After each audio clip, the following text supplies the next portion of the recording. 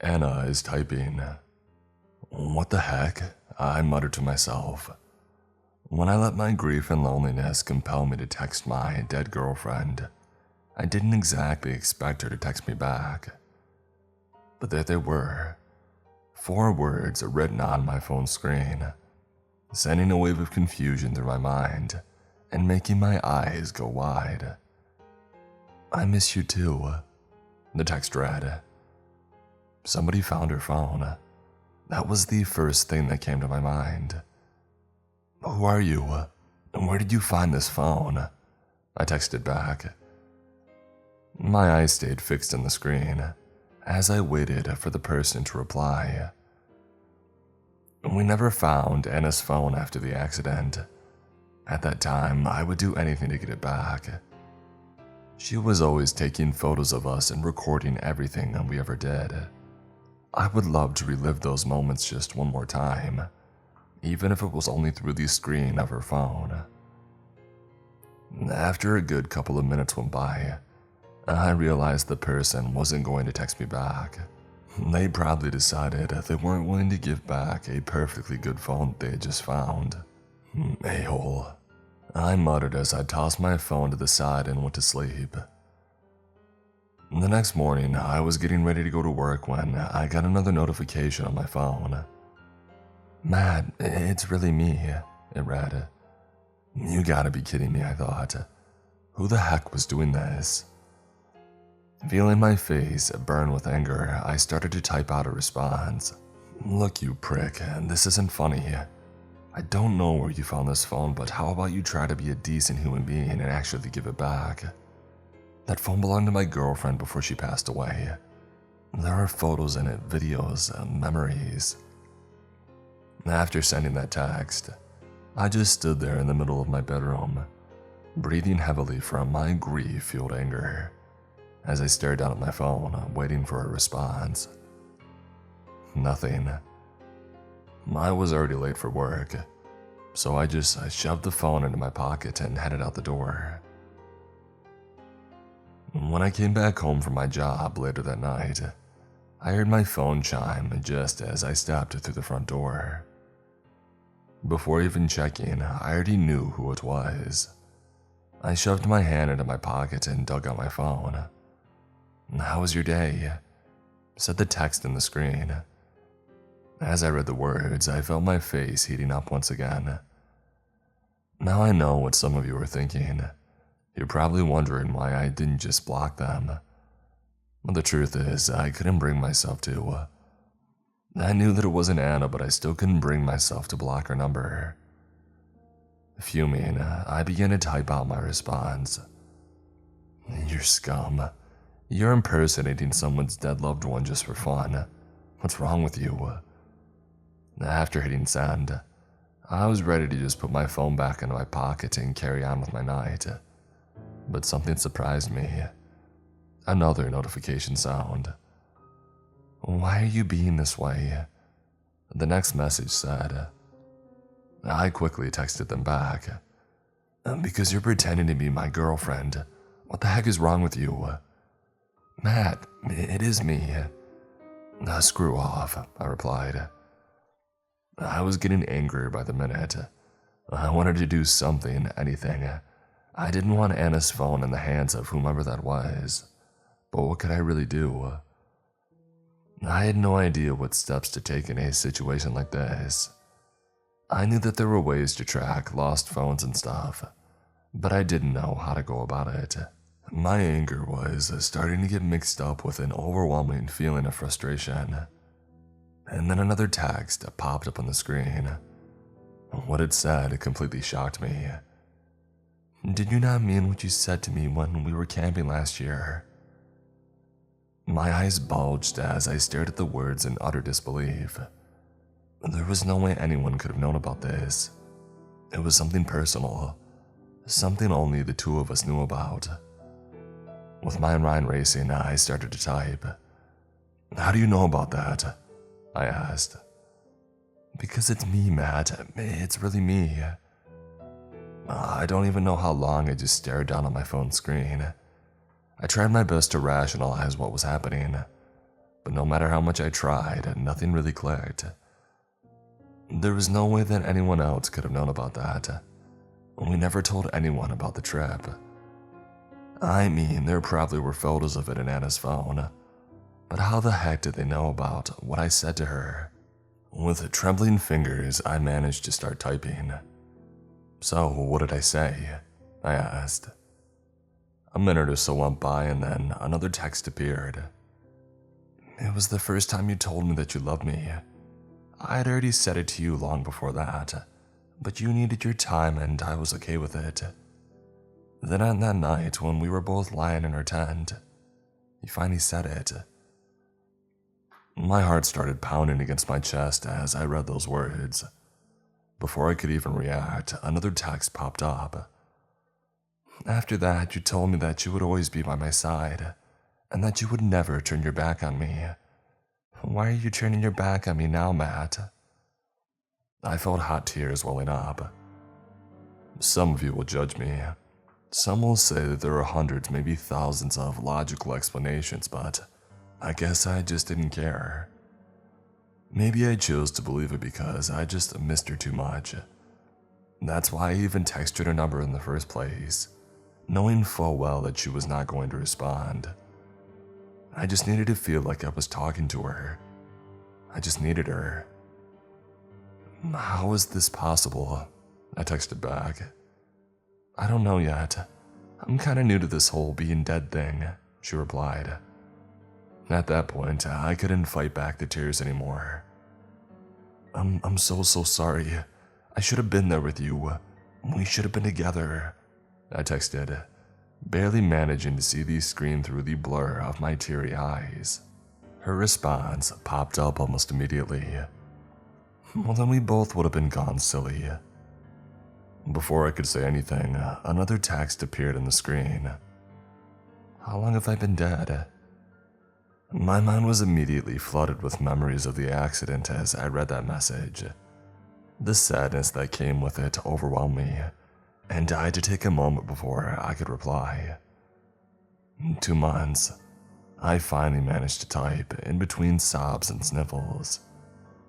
She didn't say anything back, so I started to type again. "Where are you and how are you texting me right now? How's it even possible?" Those were only a few of the thousands of questions running through my mind. Her reply popped up on the screen seconds after. "I don't know where I am, but it's dark. Really dark. I just woke up here yesterday and my phone was in my pocket. The first thing I did was text you, but after that I lost consciousness for hours. Same thing happened the second time. I don't know why." I didn't know what to say, so I asked her another question. "Are there others like you in there?" "Yeah, I see them roaming around in the dark sometimes. Some of them just seem lost, but there are others who seem to just watch. Sometimes they even smile at me. It freaks me out." The hairs on my body stood on end as I read that, but before I could even reply, another text popped up on the screen. "I gotta go now. We'll talk more tomorrow. I love you." Just as I read it, I watched the little "online" disappear from under her name. A million thoughts started racing through my mind, leaving me just to stand there, phone in hand, mouth gaped. That night, I barely slept. I kept reading my conversation with Anna over and over again. When sleep finally came, I dreamed of her. In my dream, the accident never happened. We were back together in our house and I sat on the couch, watching as she walked up to me with a ball of popcorn in her hands and that beautiful smile painted across her face. But when my alarm went off that morning, I was alone once again, with the dead silence of my apartment cementing the fact that it was all just a dream.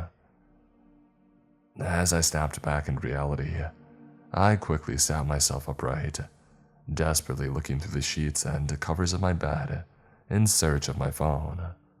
Once I found it, I immediately ran the tip of my finger across the screen to unlock it, dying to see if there was a new message from her. My heart sank when I saw that there weren't any.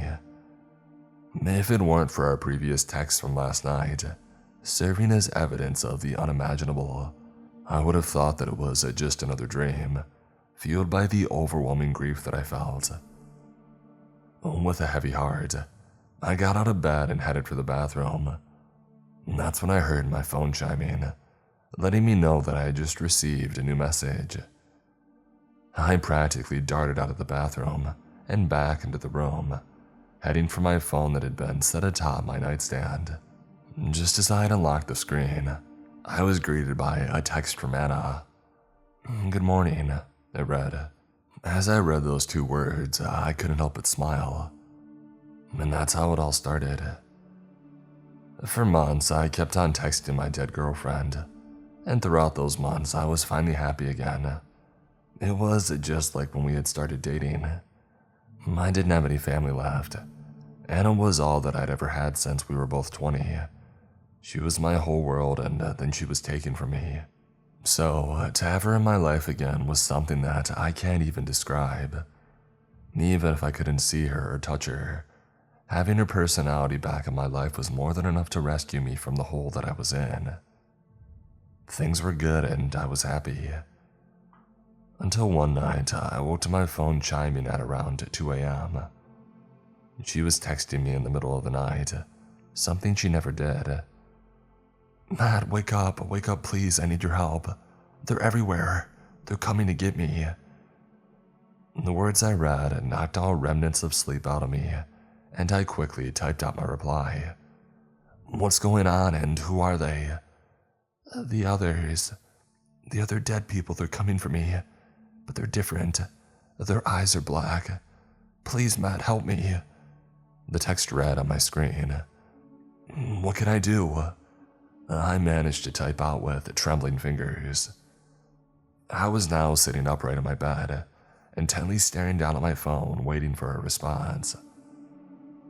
Around 5 minutes had gone by without her saying anything.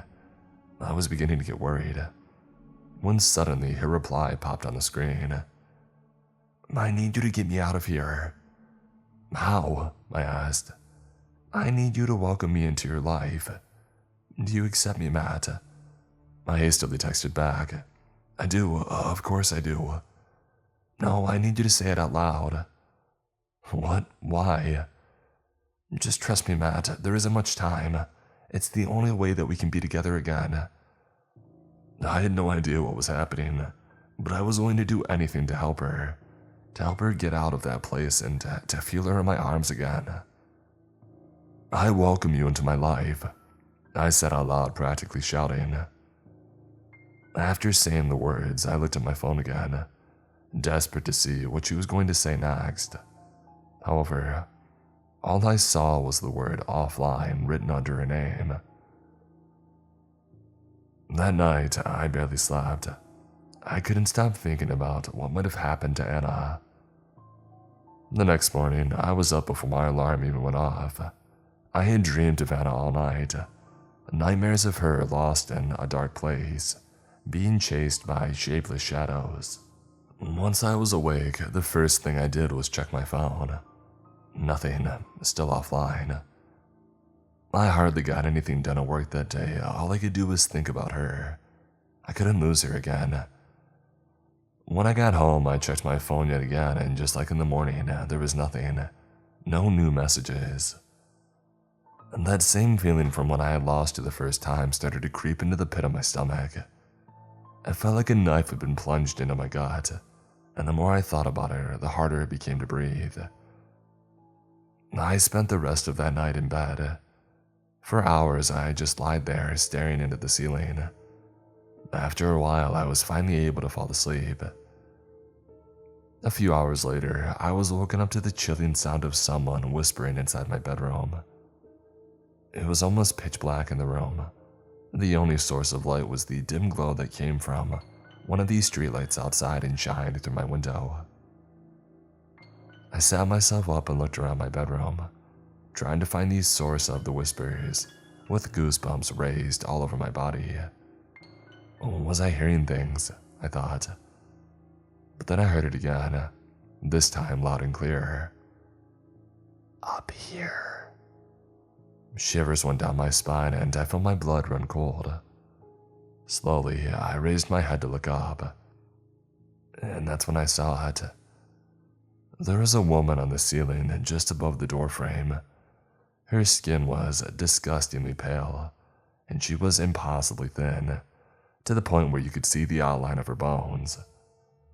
She wore a torn-up white gown and her long black hair dangled from her head. She was looking at me from upside down with her bulging all-black eyes and a smile that went from ear to ear, displaying a huge set of razor-sharp teeth. Seconds felt like hours as I sat there paralyzed, with her just staring at me and smiling. My breathing became heavy, and no matter how much I wanted to, I just couldn't move. I was frozen. A faint smell of decay seeped into the air and began to fill my nostrils. Suddenly, the woman started to drag herself forward across the ceiling, her eyes never leaving me, her smile never wavering. Every time she moved one of her limbs to pull herself forward, a loud crackling of bones would echo through the room, and a deathly shriek would escape her mouth. But her lips never moved and her smile only got wider with each time. Once she was almost directly above me. She let herself fall to the floor, making a thud as she landed, right by the foot of my bed. The sounds of bones cracking erupted once again, and I watched in horror as she slowly crawled under my bed and out of my sight. She's been there for a while now. I don't even know how long, hours maybe. I'm just too scared to move. Every now and then she giggles and I hear it right from under me. I started typing this in hope that someone here would know how to help. If you know anything about what to do in this situation like this, please help me. I don't think I have much longer. About a minute ago, I got a notification on my phone. It was a text from Anna.